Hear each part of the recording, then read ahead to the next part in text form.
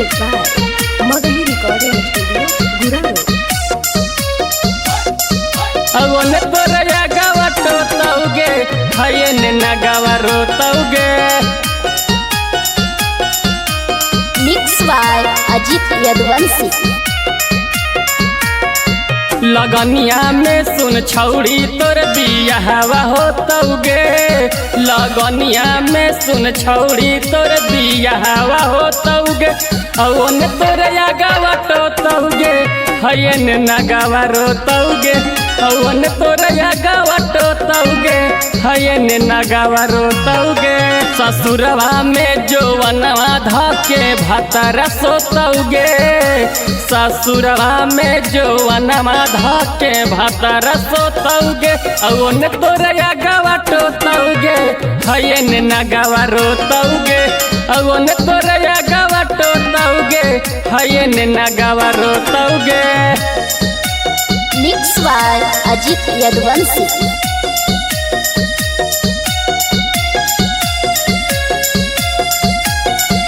अवन तोरया गवटो तौगे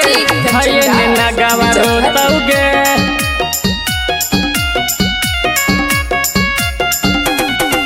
हालो न निभावे के त काहे कैना प्यार गे भतरे पसंद हाल त काहे बनैना यार गे हालो न निभावे के त काहे कैना प्यार गे भतरे पसंद हाल त काहे बनैना यार गे तोरे पावेला छौड़ी हमारा ही जगवा हो तौगे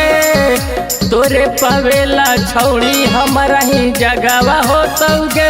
अवन तोरया गवटो तौगे हयन नगवरो तौगे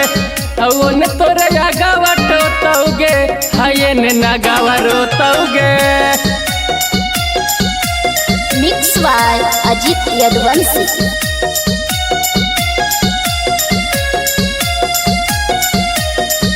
अवन तोरया गवटो तौगे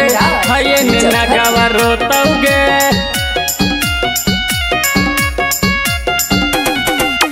हो जैतौ बियाहवा छौड़ी गुडुआ के भूलई में भतरे के भात कोरवे में बैठ के खाई में कोरवे में बैठ के खाई में हो जैतौ बियाहवा छौड़ी गुडुआ के भूलई में भतरे के भात कोरवे में बैठ के खाई में बनबौ ब्रह्मचारी कपड़ा भगवा हो तौगे